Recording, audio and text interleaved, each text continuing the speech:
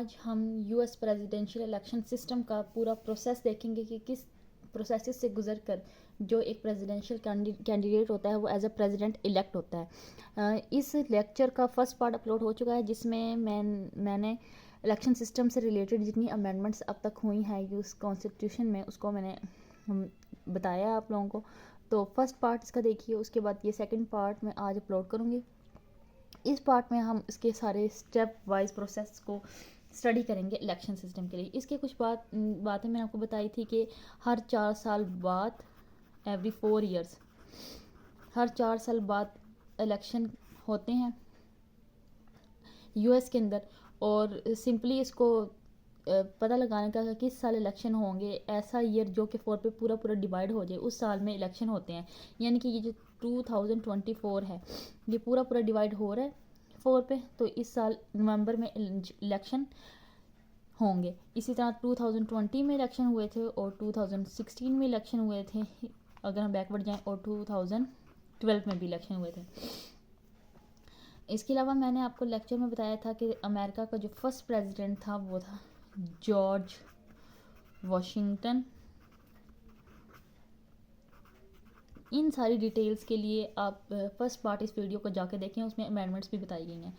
आज के लेक्चर में हम पढ़ेंगे इसके स्टेप्स कि किस तरह से एक बंदा प्रेसिडेंट के तौर पर इलेक्ट किया जाता है।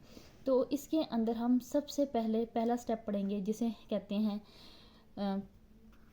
स्टेप नंबर 1, और इसके अंदर होती हैं जी प्राइमरीज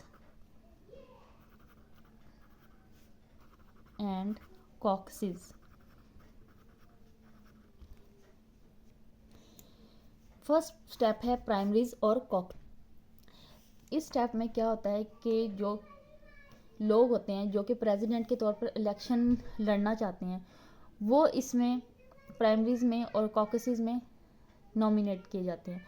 इनके उनके लिए यहाँ पे ये कि प्राइमरी से इलेक्शन किए जाते हैं विद इन द पार्टी। अब जैसे कि यूएस के अंदर सिर्फ 2 ही मेन पार्टीज हैं, एक है रिपब्लिकन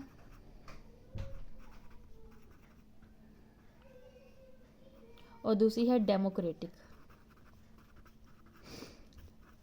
अब तक ये 2 मेन पार्टीज हैं, इनका ही कोई एक कैंडिडेट इलेक्शन में जीता है और प्रेसिडेंट बनता है। जैसे कि पाकिस्तान के अंदर पीएमएलएन है, पीपीपी है और इसके अलावा पीटीआई है। पार्टीज मुख्तलिफ पार्टीज हैं, पाकिस्तान में तो बहुत ज़्यादा पार्टीज हैं, लेकिन वहाँ पे जो मेन पार्टीज हैं वो 2 ही हैं, एक रिपब्लिकन और एक डेमोक्रेटिक। इसके अलावा थर्ड पार्टीज भी हैं, छोटी मोटी पार्टीज, जिनमें ग्रीन पार्टी, एक टी पार्टी। जो टी पार्टी है उसने अपना नाम बोस्टन टी पार्टी की याद में रखा हुआ है, लेकिन मेन पार्टीज यही दोनों हैं उसके अंदर। तो इस पार्टी में से एक से ज़्यादा 2-3 कितने भी लोग होते हैं जो कि ख्वाहिश जाहिर करते हैं कि हमने प्रेसिडेंट के तौर पर इलेक्शन लड़ना है। इसी तरह से डेमोक्रेटिक में भी 2-3 लोग ऐसे होंगे जो ख्वाहिश जाहिर करेंगे कि हमने नॉमिनी बनना है, प्रेसिडेंशियल कैंडिडेट बनना है। तो क्या होगा कि अब ये डिसाइड कैसे करना है कि उनमें से कोई एक कैंडिडेट प्रेसिडेंट के तौर पर इलेक्शन में खड़ा होगा। तो उसके लिए विद इन द पार्टी पहले प्राइमरीज और कॉकसेस कंडक्ट की जाती हैं। जैसे कि हम देखते हैं कि डेमोक्रेटिक पार्टी है, डेमोक्रेटिक पार्टी, इसमें से कोई 2 लोग कहते हैं कि हमने पहला बंदा ए और दूसरा बी। ए कहता है कि मैंने प्रेसिडेंट के तौर पर इलेक्शन लड़ना है, बी कहता है कि मैंने प्रेसिडेंट के तौर पर इलेक्शन लड़ना है। तो अब पार्टी के अंदर सिलेक्ट किसी एक बंदे को पार्टी ने करना है कि इसको हम प्रेसिडेंट के तौर पर आगे लेके जाएंगे, प्रेसिडेंशियल कैंडिडेट कहेंगे, प्रेसिडेंशियल कैंडिडेट के तौर पर आगे लेके जाएंगे। तो with in the party total 50 states हैं यूएसए में। उन 50 स्टेट्स में से कुछ स्टेट्स प्राइमरीज के ज़रिए और कुछ स्टेट्स कॉकसेस के ज़रिए अपना प्रेसिडेंशियल कैंडिडेट नॉमिनेट करती हैं। ये विद इन द प्राइमरीज और caucuses basically within the party election है, विद इन पार्टी, यानी कि पार्टी के अंदर अभी इलेक्शन हो रहा है। इन दोनों 2 पार्टीज ने तो बाद में जाके आपस में कंपटीशन करना है। सबसे पहले तो with in the party he competition हो रहा है ये सिलेक्ट करने के लिए कि कौन सा बंदा as a presidential candidate election में खड़ा होगा। तो उसके लिए कुछ जो स्टेट्स हैं वो प्राइमरीज करवाती हैं और जो कुछ स्टेट्स हैं वो कॉकसेस करवाती हैं। अब हम देखते हैं कि प्राइमरीज क्या है। प्राइमरीज मतलब प्राइमरी इलेक्शन करवाती हैं।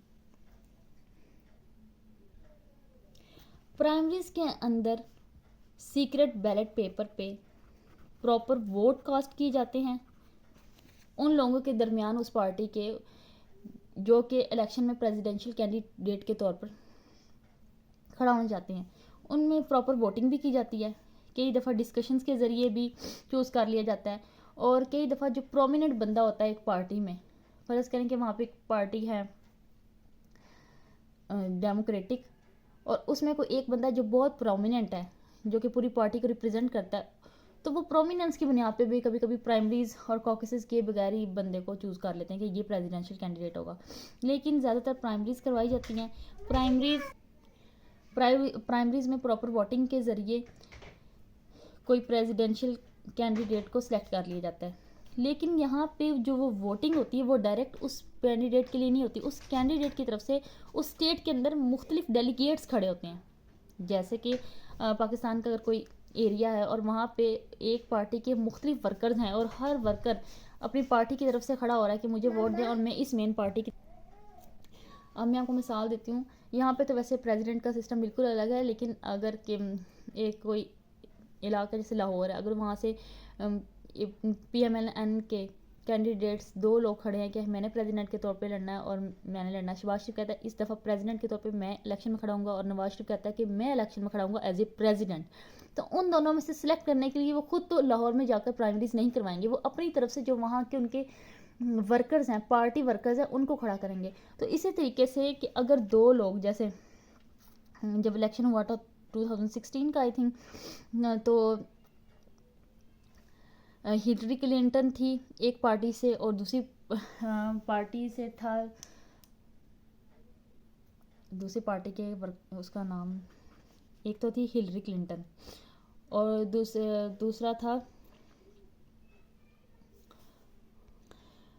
दूसरा हम फ़र्ज़ कर लेते हैं, मुझे अभी जहन में नाम नहीं आ रहा, कि बराक ओबामा था, और ये दोनों एक ही पार्टी से थे। और ये मैं आपको सिर्फ ये अभी कह रही हूँ कि सपोज कर लें, ये कोई एग्जैक्ट नहीं है।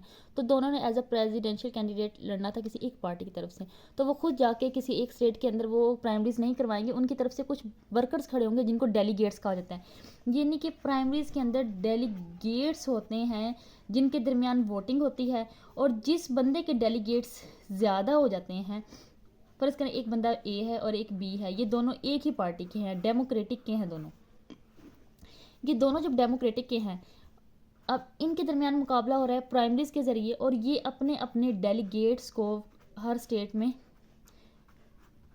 क्या करेंगे, प्राइमरीज के ज़रिए इलेक्शन करवाएंगे, प्राइमरी इलेक्शन। तो फ़र्ज़ करें कि इसके डेलीगेट्स उस स्टेट के अंदर, किसी एक स्टेट के अंदर इसके 10 डेलीगेट्स जीत जाते हैं और बी के सिर्फ 6 डेलीगेट्स जीते हैं।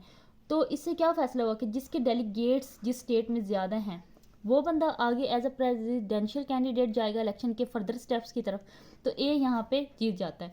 इसी तरीके से हर स्टेट में प्राइमरीज नहीं होती, कुछ स्टेट्स क्या करवाती हैं, कॉकसेस करवाती हैं।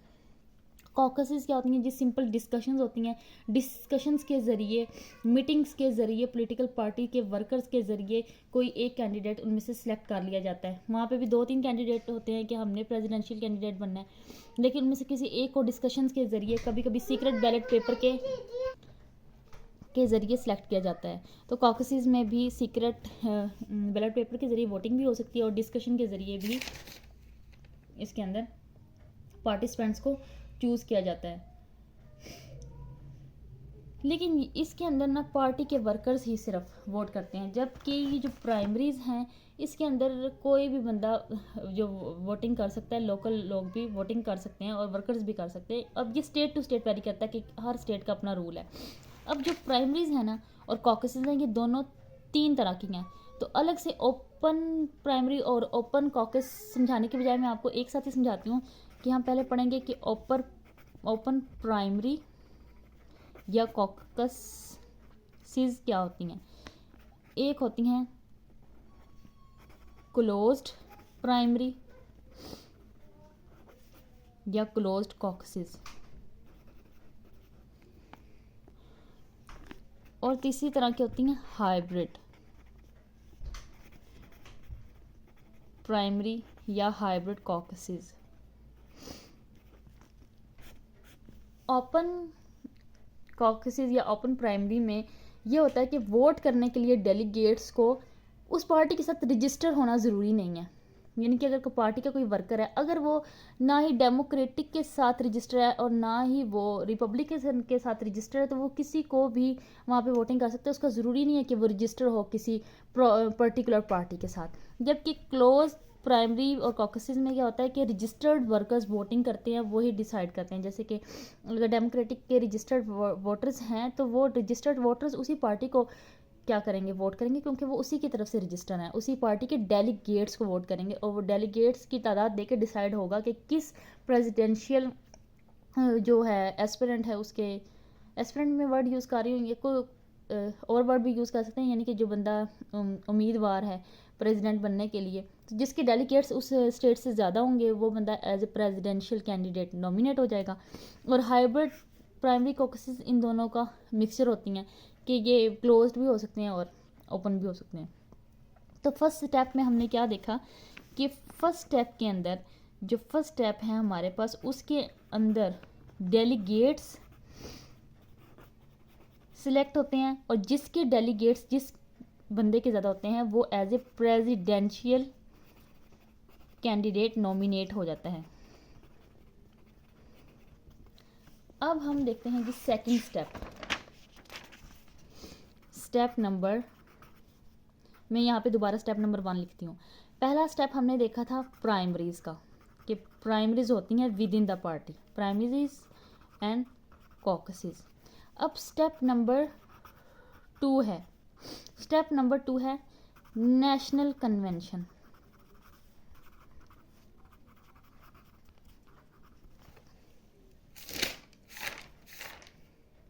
अब नेशनल कन्वेंशन में क्या होगा कि प्राइमरीज और कॉकसेस में जिन डेलीगेट्स की सिलेक्शन हुई थी, जिनको वोट हुए थे पार्टीज की तरफ से, वो डेलीगेट्स नेशनल कन्वेंशन के अंदर यही डेलीगेट्स जितने भी प्रेसिडेंशियल नॉमिनी हैं उनको आगे दोबारा से क्या करेंगे, वोटिंग करेंगे। यानी कि डेलीगेट्स वोटिंग करेंगे प्रेसिडेंशियल नॉमिनी को।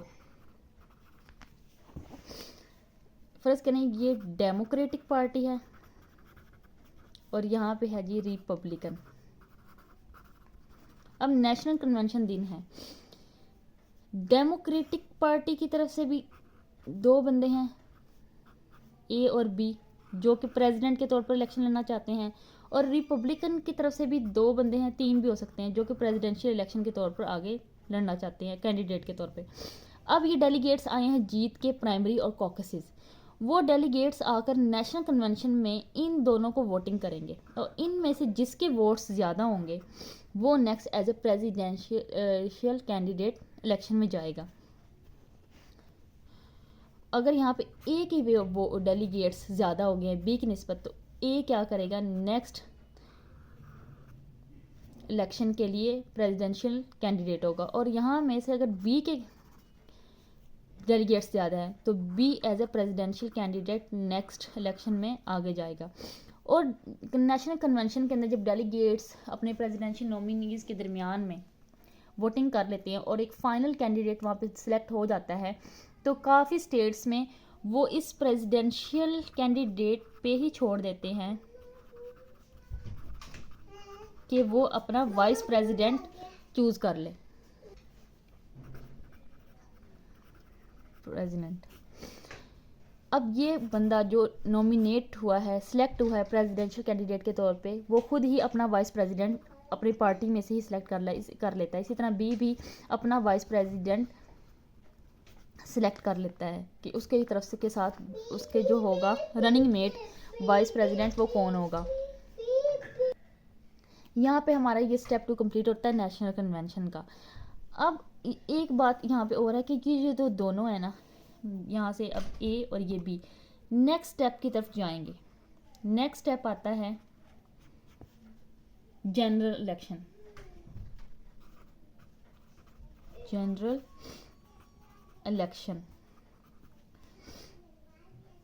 जनरल इलेक्शन वाले दिन जो हैं पूरे यूएसए के जो कॉमन पीपल हैं, जो वहाँ के सिटीजन्स हैं, वो अब वोट करते हैं अपनी मर्जी के मुताबिक कि क्या वो ए को एज अ प्रेसिडेंट चाहते हैं या बी को चाहते हैं। तो वो वोट एक ही वोट कास्ट करेंगे, वो वन वोट वन टिकट, यानी कि एक ही टिकट पे ये दोनों सिलेक्ट होंगे। ये नहीं हो सकता कि सिटीजन्स इसको अलहदा से वोट करें और वाइस प्रेसिडेंट को अलहदा से वोट करें। वो एक ही पार्टी के किसी एक बंदे को वोट करेंगे, या वो ए को वोट करेंगे या वो बी को वोट करेंगे। एक ही टिकट पे दोनों ये इलेक्शन लड़ रहे होते हैं, क्योंकि इसके अगर इस बंदे को वोट किया है किसी सिटीजन ने, तो इसके साथ यही वाला प्रेसिडेंट आगे जाएगा, वाइस प्रेसिडेंट सॉरी, जिसको उसने सेलेक्ट किया हुआ है। लोग अपनी मर्जी से वहाँ पे वाइस प्रेसिडेंट सेलेक्ट नहीं करते, जो इसने अपना रनिंग मेट रखा है उसी रनिंग मेट को ऑटोमेटिक वही वोट कास्ट हो जाएगा जो कि उन्होंने अपने प्रेसिडेंट के लिए कास्ट किया होगा। अब हम देखते हैं कि हम थर्ड स्टेप के अंदर के क्या होता है। उससे पहले मैं आपको एक बात बताऊं कि नेशनल कन्वेंशन वाले दिन कभी कभी ये भी हो जाता है कि इन दोनों के दरमियान टाई हो जाती है, यानी कि विद इन द पार्टी जब डेलीगेट्स वोट कर रहे होते हैं अपने प्रेसिडेंशियल नॉमिनी को, तो उन दोनों के डेलीगेट्स सेम हो जाते हैं। तो वहाँ पे ना फिर क्या होता है कि सुपर डेलीगेट्स भी होते हैं। एक यहाँ पे 3 तरह के डेलीगेट्स होते हैं। एक होते हैं प्लेज्ड डेलीगेट्स, दूसरे होते हैं अनप्लेज्ड डेलीगेट्स, और तीसरी तरह के होते हैं सुपर डेलीगेट्स। जो प्लेज्ड डेलीगेट्स होते हैं वो सिर्फ बाउंड होते हैं उसी बंदे को वोट करने के लिए ए और बी में से, यानी कि इन दोनों विद इन द पार्टी ए और बी में से उसी बंदे को वोट करने के लिए वो बाउंड होते हैं जिसकी तरफ से उन्होंने प्राइमरीज में क्या किया था, सिलेक्शन हासिल की थी। और अनप्लेज्ड एक डेलीगेट्स होते हैं। अनप्लेज्ड होते हैं, वो बाउंड नहीं होते, वो नॉन बाउंडेड होते हैं, वो किसी को भी जाके वोट कर सकते हैं, या वो ए को कर दें या वो बी को कर दें, ये उनकी मर्जी। और कुछ होते हैं सुपर डेलीगेट्स। सुपर डेलीगेट्स वो होते हैं जो पार्टी के ख़ास वर्कर्स होते हैं, या कोई फार्मर वहाँ के प्रेसिडेंट हो जाए, फार्मर कोई मिनिस्टर्स हो जाएं, वो यहाँ पे सब सुपर डेलीगेट्स होते हैं। जब यहाँ पे पहली दफ़ा वोटिंग होती है ए और बी के दरमियान, डेलीगेट्स इनको वोट करते हैं, जिसके डेलीगेट्स ज़्यादा हो गए हैं, जिसकी तरफ डेलीगेट्स ज़्यादा चले गए हैं, तो वो जाहिर सी बात है वो as a presidential candidate nominate हो गया। लेकिन कभी कभी क्या होता है कि ये इन दोनों की डेलीगेट्स सेम हो जाते हैं। उस सूरत में कहते हैं कि ये कंटेस्टेड कन्वेंशन है।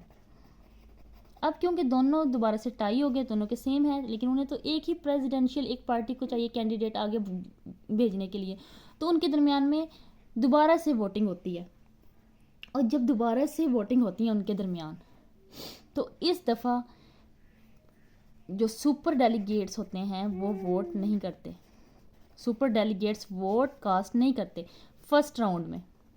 कभी कभी क्या होता है, दोबारा वोटिंग कराने से भी दोबारा टाई हो जाता है, तो उसको फिर फर्स्ट राउंड कहते हैं। और उसके अंदर सुपर डेलीगेट्स वोटिंग नहीं करते, सिर्फ अनप्लेज्ड और प्लेज्ड डेलीगेट्स ही उसके अंदर वोटिंग करते हैं। और अगर इस फर्स्ट राउंड के बाद दोबारा टाई हो जाए दोनों ए और बी के दरमियान, फिर अगेन सेकंड राउंड होता है वोटिंग का। सेकंड राउंड में सुपर डेलीगेट्स वोट कर सकते हैं, लेकिन फर्स्ट राउंड में वो वोट नहीं कर। लेकिन अगर फर्स्ट राउंड में भी टाई हो गई है तो इसे कहते हैं ब्रोकर कन्वेंशन। जब सबसे फर्स्ट हुई उनके दरमियान वोटिंग डेलीगेट्स की, उस सूरत में अगर दोनों में टाई हो जाए तो उसे कहते हैं कंटेस्टेड कन्वेंशन। फिर दोबारा से वोटिंग करवाई जाती है। इस दफ़ा सुपर डेलीगेट्स वोटिंग नहीं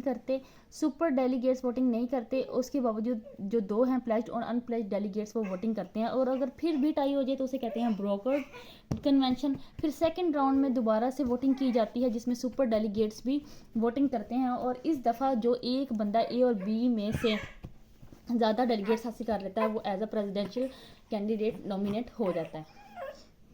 और नेशनल कन्वेंशन में इसी तरह फिर किसी एक पार्टी से कोई ए और दूसरी पार्टी से कोई बी बंदा as a presidential candidate nominate हो जाता है। यानी कि अगर डेमोक्रेटिक की तरफ से कोई एक बंदा नॉमिनेट हो चुका है तो रिपब्लिकन की तरफ से भी कोई एक बंदा नॉमिनेट हो गया है। तो अब आता है उसके बाद हमारा थर्ड स्टेप है जी general election. Third step, general election. General election वाले दिन क्या होता है, जो कि वहाँ पे जिसमें पॉपुलर वोट दिया जाता है, यानी कि सिटीजन्स वोट करते हैं, पॉपुलर वोट। लेकिन वो भी यहाँ पे डायरेक्ट वोट नहीं करते, वो इनडायरेक्ट वोट करते हैं। अब हर स्टेट के अंदर कुछ इलेक्टर्स खड़े होते हैं प्रेसिडेंशियल कैंडिडेट की तरफ से, और जो इलेक्टर्स हैं वहाँ पे वो हर स्टेट के अलग अलग इलेक्टर्स हैं। हर स्टेट को अपनी पॉपुलेशन के लिहाज से इलेक्टर्स मिले होते हैं। सेनेट, जैसे कि वहाँ पे अगर आप देखें कि कांग्रेस है, लेजिस्लेचर है, लेजिस्लेचर, वहाँ पे 2 हाउसेज हैं, अपर हाउस और lower house. Upper house senate को कहते हैं। सेनेट के अंदर टोटल 100 लोग हैं, हर स्टेट की तरफ से 50 स्टेट्स हैं टोटल, और हर स्टेट्स के 2 हो गए तो कितने हो गए टोटल 100। तो हर स्टेट को 2 इलेक्टर्स तो लाजमी मिलते हैं, और जो बाकी इलेक्टर्स होते हैं वो उसकी पॉपुलेशन की बेस पे कि जिस स्टेट की पॉपुलेशन ज़्यादा है उसके इलेक्टर्स ज़्यादा होंगे। अब यहाँ पे मैं आपको बताती हूँ कि वाशिंगटन डीसी 50 स्टेट्स में शामिल नहीं होता, क्योंकि वो वाशिंगटन डीसी स्टेट नहीं है। तो वाशिंगटन डीसी के वैसे ही 3 इलेक्टर्स हैं, और वहाँ पे एक स्लेट ऑफ इलेक्टर्स होती है, जैसे कि कैलिफोर्निया है या कोई और स्टेट है, तो उसके पर्टिकुलर इलेक्टर्स होंगे जो कि इलेक्ट किए होंगे। अब हर स्टेट के अंदर जो इलेक्टर्स हैं, स्लेट हैं, इलेक्टर्स की स्लेट है वो मुख्तलिफ है। किसी के अंदर 7 हैं, किसी के अंदर 53 भी किसी स्टेट के इलेक्टर्स हैं, जिसमें से 2 तो उसके कांग्रेस में रिप्रेजेंटेशन की वजह से हैं, बाकी उसकी पॉपुलेशन की वजह से हैं। तो अगर ए रिपब्लिकन का एक कैंडिडेट है प्रेसिडेंशियल कैंडिडेट, और बी डेमोक्रेटिक का प्रेसिडेंशियल कैंडिडेट है, तो इनकी तरफ से हर स्टेट में इलेक्टर्स को वोट दिए जाएंगे। जो पॉपुलर वोट है वो इलेक्टर्स को दिया जाएगा, पॉपुलर वोट दिया जाएगा, यानी कि जो सिटीजन हैं वो वोट करेंगे इलेक्टर्स को। और अगर जैसे कि यहाँ पे कोलंबिया है, डिस्ट्रिक्ट ऑफ कोलंबिया, यानी कि वाशिंगटन डीसी को मैं कह रही हूँ, तो वहाँ पे 3 इलेक्टर्स हैं, इसमें से 2 इलेक्टर्स जीत जाता है ए डेमोक्रेटिक का बंदा, और एक इलेक्टर जो जीता है वो रिपब्लिकन का। अब जिसके पॉपुलर वोट्स ज़्यादा हैं वो ये तीनों के तीनों इलेक्टर्स ले जाएगा, यानी कि अगर किसी स्टेट के अंदर 2 इलेक्टर्स ए ने जीत लिए हैं तो वहाँ पे जो उनका तरीक़ेकार है वो ये है कि विनर टेक्स ऑल। तो ये एक इलेक्टर भी इसके साथ काउंट नहीं होगा, जो तीसरा इलेक्टर बी ने जीता है वो इलेक्टर भी ए के अंदर शामिल हो जाएगा, यानी कि तीनों के तीनों इलेक्टर्स ए को मिल जाएंगे, क्योंकि विनर टेक्स ऑल। सिर्फ 2 स्टेट्स हैं वहाँ पे, 48 स्टेट्स में विनर टेक्स ऑल का मैनर है, जबकि 2 स्टेट हैं, एक स्टेट है मेन, उसका नाम है, और दूसरी स्टेट का नाम है रबास्का। इन दोनों स्टेट्स के अंदर ये मेथड अप्लाई नहीं होता, विनर टेक्स ऑल। बाकी 48 स्टेट्स के अंदर यही मेथड है, और टोटल 50 स्टेट्स हैं यूएसए के अंदर। 50 स्टेट्स में अलग अलग इलेक्शन होते हैं, और एक है वहाँ पे वाशिंगटन डीसी, वहाँ पे भी अलग इलेक्शन होते हैं, मतलब कि होते एक दिन ही है, यानी कि 51 जगहों पर इलेक्शन होते हैं। तो हर जगह के जो कितने हो गए टोटल 51, जिसमें से 48 का वाशिंगटन डीसी के मैं आपको बता चुकी हूँ कि 3 इलेक्टर्स हैं, और 48 स्टेट्स उनमें से विनर टेक्स ऑल के फैशन के साथ मैनर के साथ करती हैं वोटिंग, और बाकी मेन और बास्का इनका तरीक़ेकार इनसे अलग है। वहाँ पे इलेक्टर्स इस तरह से नहीं दिए जाते कि एक बंदे ने अगर 2 इलेक्टर्स जीते हैं तो बाकी जो एक इलेक्टर बचा हुआ बी जीत रहा था वो भी उसके हिस्से में चला जाए। तो इस तरह से ये वोटिंग होती है। जनरल इलेक्शन वाले दिन आम लोग पूरे जो होते हैं यूएस के वो वोट करते हैं जाके, और वो एक ही वोट कास्ट करते हैं, वो एक ही वोट दोनों के लिए होते हैं, प्रेसिडेंट के लिए भी और वाइस प्रेसिडेंट के लिए भी। अब एक बात ये कि मैंने आपको नहीं बताई कि ये कब होता है। हर साल नवंबर में जनरल इलेक्शन होता है नवंबर में, और नवंबर में कब होता है, नवंबर में first Tuesday after first Monday first Monday के बाद जो ट्यूसडे आता है उस दिन जनरल इलेक्शन किए जाते हैं यूएसए के अंदर। और इस साल 2024 में 5 नवंबर को ट्यूसडे बन रहा है, जो मंडे है वो 4 नवंबर को है, और फर्स्ट मंडे के बाद 5 नवंबर वाले दिन फर्स्ट ट्यूसडे है, तो उस दिन ये इलेक्शन होगा वहाँ पर। अब हमारा नेक्स्ट स्टेप है स्टेप नंबर 4, जिसे कहते हैं इलेक्टोरल कॉलेज।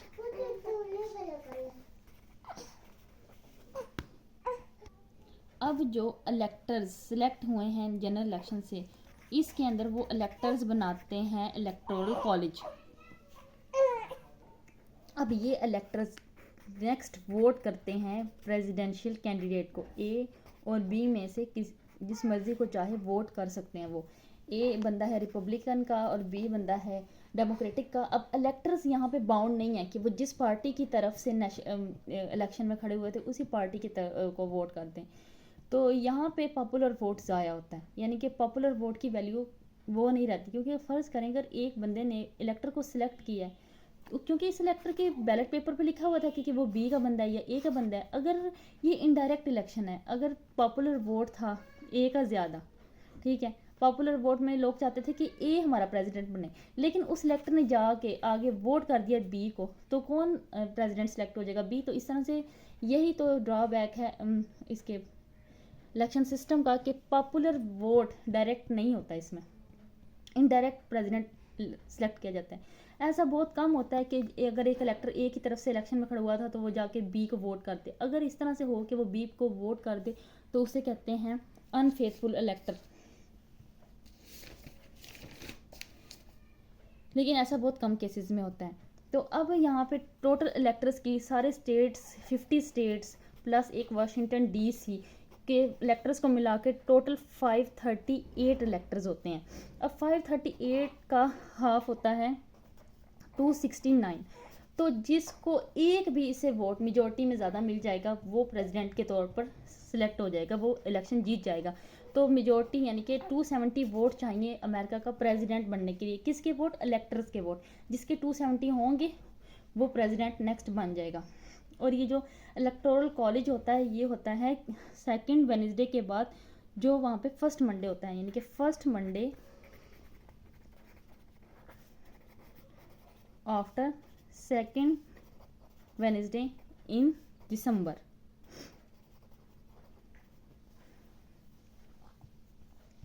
तो दिसंबर के अंदर जो सेकंड वेडनेसडे के बाद फर्स्ट मंडे होता है उस दिन इलेक्टोरल कॉलेज में इलेक्टर्स वोट करते हैं प्रेसिडेंशियल कैंडिडेट्स को। और इस दिन ये वाले सारे वोट हर स्टेट के चले जाते हैं कांग्रेस के पास, और कांग्रेस उन बॉक्सेस को, उन वोट्स को 6 जनवरी को ओपन करता है। 6 जनवरी को ओपन करता है और देखता है कि सिलेक्ट करता है, यानी कि उसको ओपन करेगा और फिर उनको पढ़ेगा कि किसके वोट ज़्यादा हैं। तो ए और बी में से जिसके भी वोट ज़्यादा होंगे वो प्रेसिडेंट बन जाएगा। 6 जनवरी वाले दिन अगर संडे आ जाए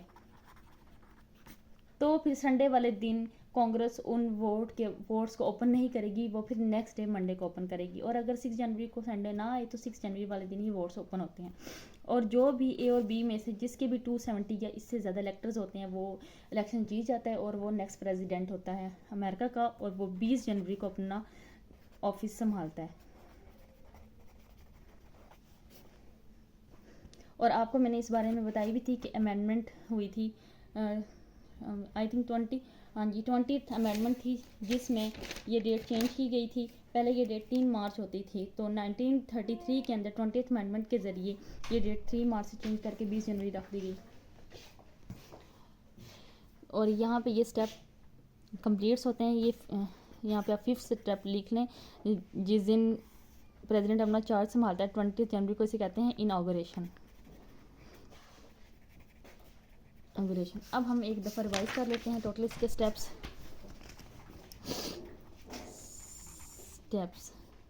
स्टेप नंबर 1 है प्राइमरीज एंड कॉकसेस। प्राइमरीज और कॉकसेस क्या होती हैं? विद इन द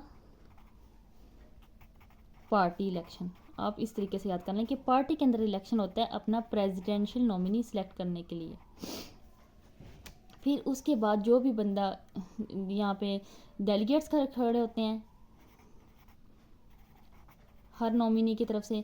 वो डेलीगेट्स सिलेक्ट होते हैं प्राइमरीज और कॉकसेस में। स्टेप 2 के अंदर, जिसे हम कहते हैं नेशनल कन्वेंशन, यही वाले डेलीगेट्स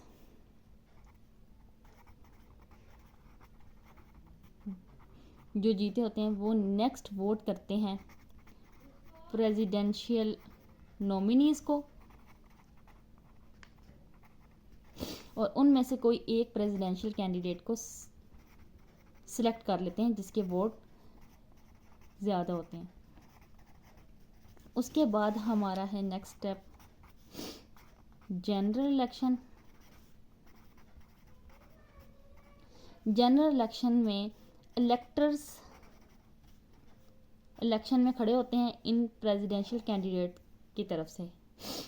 एक प्रेसिडेंशियल कैंडिडेट होता है रिपब्लिकन का और एक प्रेसिडेंशियल कैंडिडेट होता है डेमोक्रेटिक पार्टी का, और इन दोनों के जो इलेक्टर्स होते हैं वो हर स्टेट में खड़े होते हैं।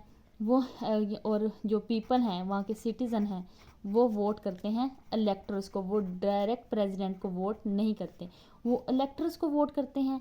और इलेक्टर्स 4th स्टेप में इलेक्टोरल कॉलेज के अंदर जाकर उस प्रेसिडेंट को इलेक्टोरल कॉलेज, इसके अंदर जाकर यही इलेक्टर्स वोट कर देते हैं प्रेसिडेंट को।